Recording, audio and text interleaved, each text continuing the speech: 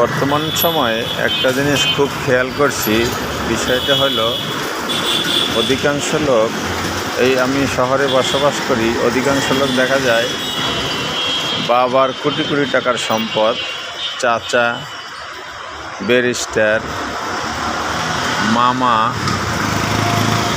হলো বড় police officer, এই অহংকারের চোটে অনেকেই মানুষের মতো মানুষ হওয়া থেকে অনেক দূরে থাকে।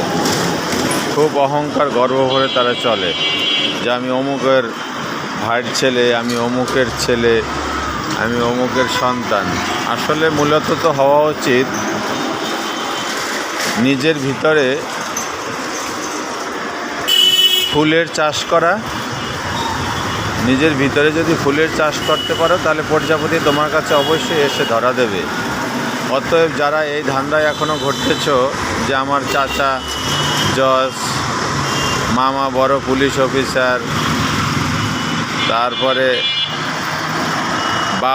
বাবা কোটি কোটি টাকার সম্পদ, তারা এগুলো ভুলে যে নিজেকে নিজে গড়ে তোলো এবং নিজের ভিতরে ফুলের চাষ করো। দেখবে সুন্দর সুন্দর প্রজাপতি তোমাকে পাওয়ার জন্য শুধু ঘুরঘুর করতেছে চতুর্দিক থেকে।